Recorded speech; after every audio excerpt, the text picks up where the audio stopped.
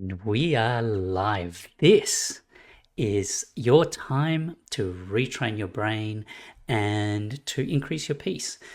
It's called The Golden Pause, and it's a new show that I'm putting together to basically help you and to discuss consciousness, happiness, and creating change with a clinical hypnotherapist. My name is Lucas.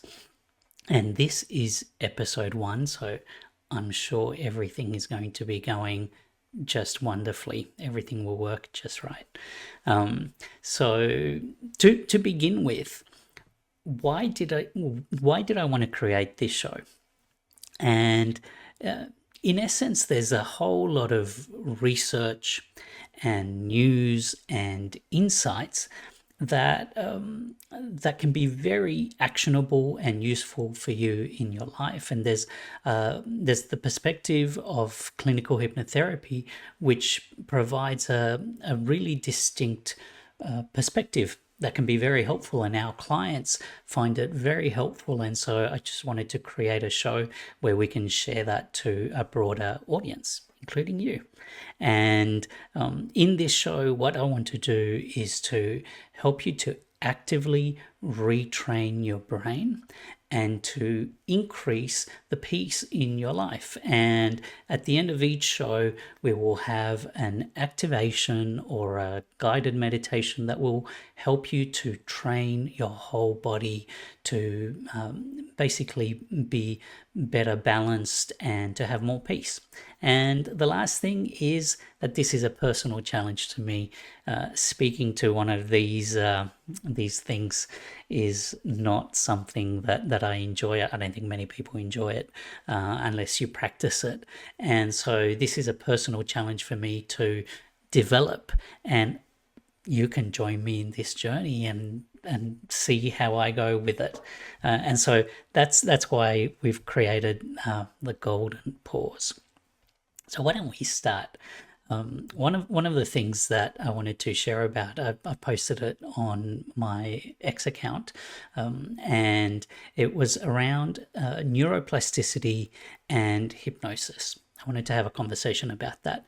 And I shared a post by William Wallace, not the Mel Gibson freedom, not that William Wallace. It's a doctor, a scientist, and in this post he shared a video of basically it's called hippocampal neuron building circuits. So it's showing showing cells being regenerated in the cell, new pathways, new neural pathways over a period of 65 hours. And it's such a beautiful picture. It just looks like a root of a tree or a plant, just branches coming out. And the reason that it's so beautiful is that it's a picture of change. It's a picture that we can all change.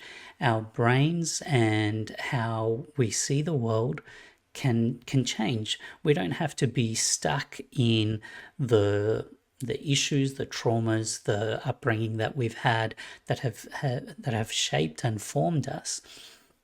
We can change. And for you, that can be a fantastic thing. For many of our clients, it's always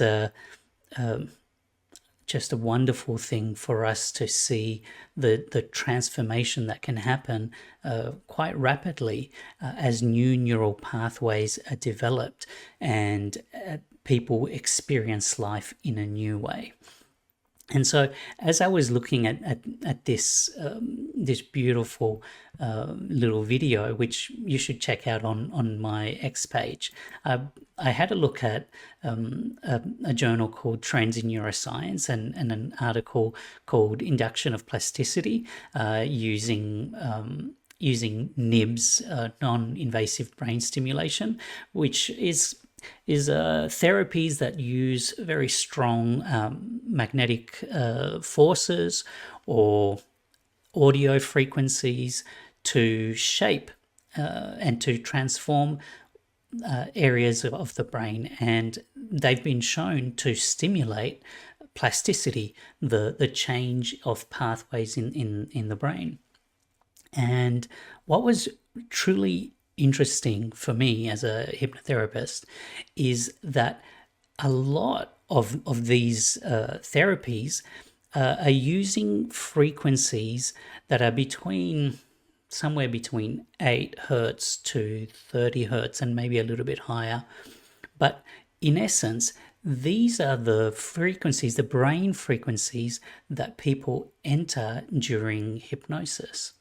And it's amazing. It's amazing. We see it when we help clients, but it's amazing to think that there are frequencies that we enter into in our minds, in our brains, where basically our brains become more malleable.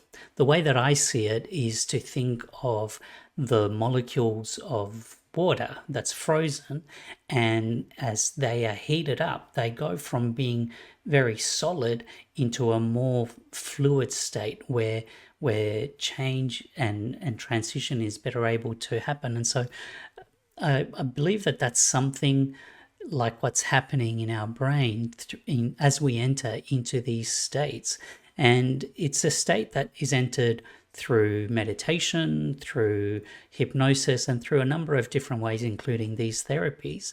But this idea of change, of change being possible, is so powerful, so amazing. One of the key people in hypnotherapy, Milton Erickson, once had a client who reported to have grown 2 inches. That sounds like outlandish. That sounds like that's not possible. How is that possible? But research has shown that through hypnosis, people going into operations are able to restrict the flow of blood into the areas where they are being operated. Again, how is that possible? And I guess that's the idea that all of these things have for me in terms of determining what is possible. What do you think? Where are the boundaries of what is possible in your life? Where are the boundaries of what's possible in your body? It's amazing to stay curious and to remain open as you face challenges, as you need to create change in your life, to think of being curious about what is possible as opposed to making a judgment of whether something is possible or not. And as you enter into that possibility, I believe that you are accessing a wider range of what's possible. We don't quite know where the boundaries of what's possible within our bodies and within our lives, but by remaining curious, we are more open to possibilities of that we may have been close to before. So I just would encourage you to remain curious about what is open and what is possible. Well, Andrew Huberman remains and continues to be a really interesting podcast and follow on X. And I just want to bring up a post that he shared, and he was interviewing a doctor called David Feigenbaum, and basically they were discussing how there is a whole range of drugs and medicines that have been shown to be really useful across a wide variety of issues, but that they're typically just used for one area. And this doctor had gotten extremely sick and was able to find a whole lot of other drugs that wouldn't typically have been prescribed, and was able to find basically a cure for his specific problem. And this is a curious thing in terms of thinking about why is there this whole range of drugs that have been demonstrated to have a wide range of impacts across a wide range of illnesses, but they are not being used. So as an example, ivermectin was a famous drug, and regardless of what you think for its use within COVID, it's been shown to be much capable, much more widely able to be used than the antiparasitic in which it started.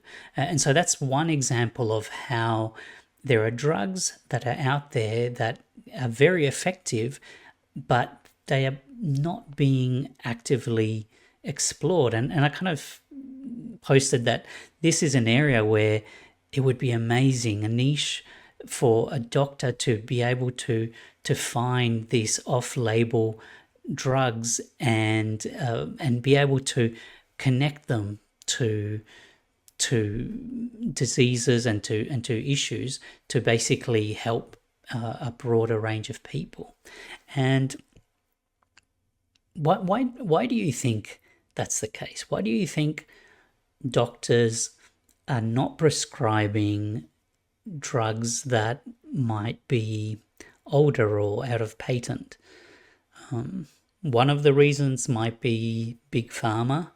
That's a a real possibility. That there may be incentives to try to push new drugs because they make money. Another reason might be ignorance, or there's just so much out there to learn about and to know how different drugs could be used. That could be another reason.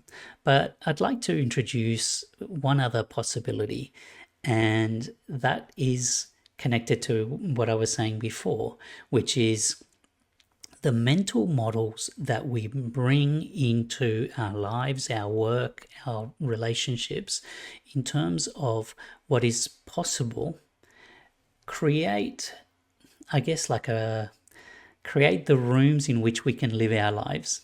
And sometimes those rooms can be a prison. And so within the medical field, there is a long training. Doctors train for a long time, and it's very, very hard work, very costly. And so the mental model of what is possible and what should be is largely trained into doctors, and so that is like a boundary to what we can see as possible. And doctors do that, but so do all of us in our work, in terms of seeing what is possible is shaped by how we have been trained and how we have developed our understanding. And so again, this idea of remaining curious in terms of what is possible is an amazing hack, for your life, to be open to new possibilities, to facilitate change, and to be able to even see new possibilities in your life. Okay. I also wanted to share about a post that I saw by Brian Ramel, who's a legend in the AI space, and scientist and researcher, an amazing follow on X. And in this post, he shared how ChatGPT will no longer be sharing medical or legal advice, and he believes that it's because they want to introduce paid tiers, but it's amazing the news that I've been seeing about companies investing in AI but not really getting their return.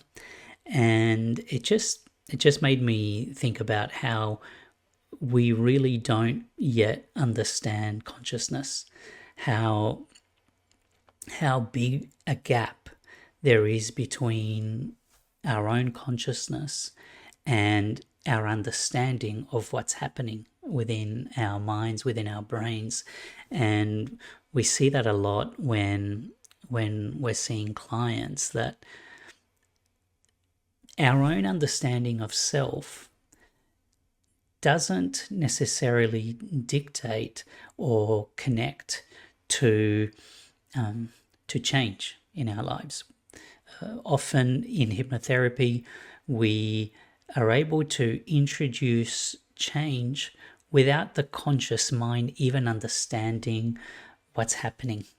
The subconscious is able to create connections and access insights and resources that the conscious mind has no understanding of, and is able to, clients are able to create change without understanding why or how that happened. And I still think that there is such a long gap between now and when AI will be anywhere close to consciousness. And so those are some of the things that I wanted to share in this first episode. I want to end each episode with a reset. I call it the golden reset, where it's like an activation. It's an opportunity to reset your mind and to access more peace. And so if you want to join me, I'd love for you to join me in this. If you'd like to join me, maybe find a comfortable spot for about 5 minutes or so, if you can avoid disruptions, and get comfortable and find a place where you can sit. And maybe if you're comfortable, close your eyes and just notice what's happening in your body. As you breathe deeply, notice the feeling in your feet and your hands and your chest.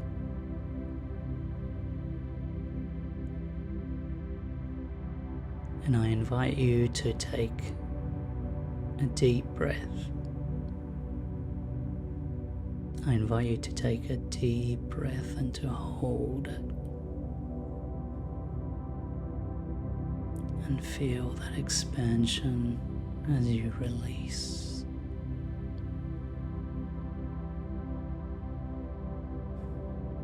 It feels good to breathe. And as you take another deep breath, I encourage you to allow yourself to relax and just feel your body. Feel calming in your chest. And that breath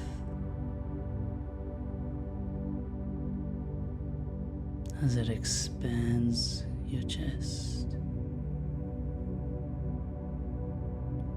Feel the stretch.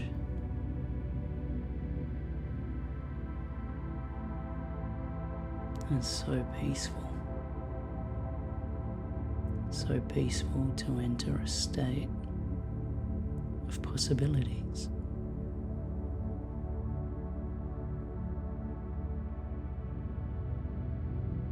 Where each breath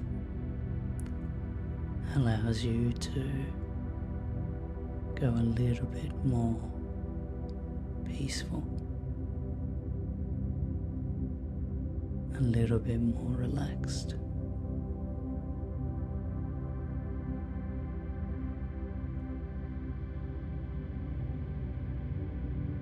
You might be feeling like a soothing calmness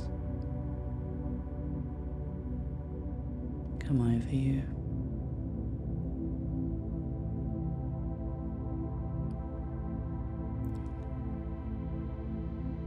Such a relief to just pause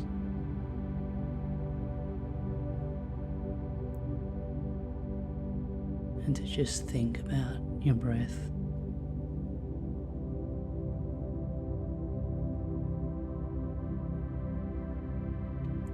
It's so enjoyable to allow yourself to have a time of peace where you're able to go a little bit more into this feeling. That's it.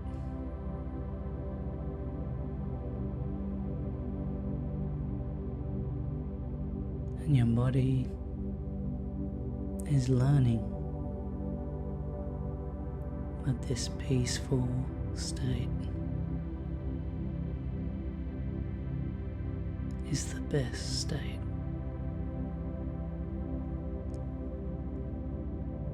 for you.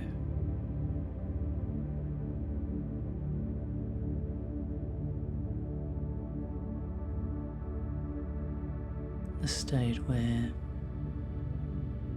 possibilities abound and, most of all, where your mind can pause. And as you listen to my words, it's becoming easier to let go. Just a little bit easier.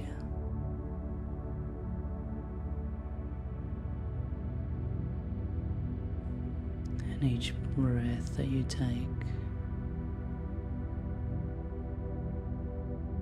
your body is remembering.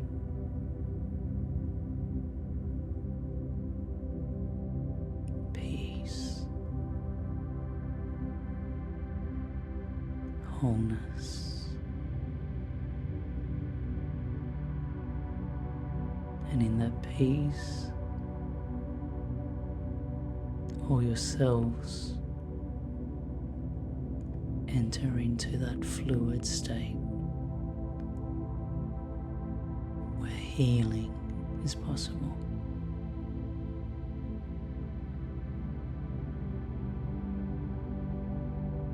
Where things can be realigned in your life, in your body.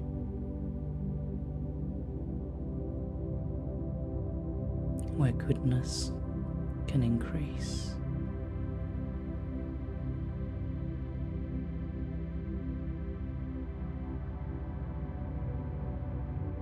Where joy might even bubble up a little bit.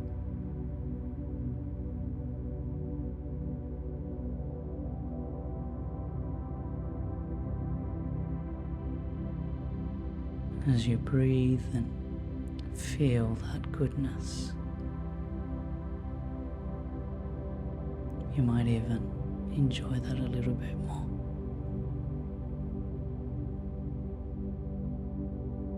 Because this is your time for peace. This is your time for renewal.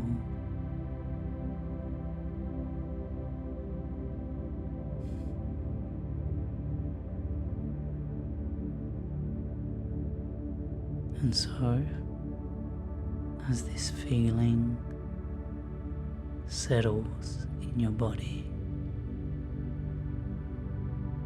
as you enjoy it and you squeeze every little bit of goodness out of it,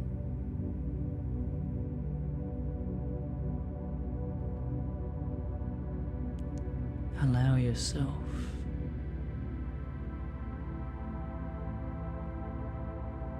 to remember this, to feel this feeling, and to know that as you breathe today and through the week, this feeling can come back. This feeling is yours.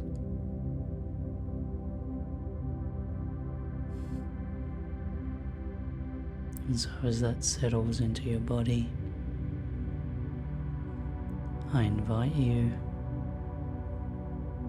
to come back, to enjoy this moment and to be back.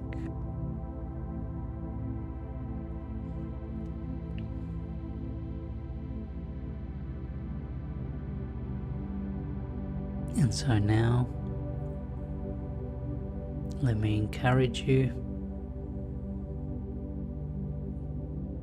to be fully back, and I'm thankful that you joined today. This is the Golden Pause. We go live 2 days a week, Mondays and Thursdays, 8 p.m. Australian Eastern Standard Time. You're welcome to join me. I would love for you to hit that subscribe button if this was useful for you, and I would love to see you again. Okay, that's the show for this week. I'll see you on Monday. Have a good day.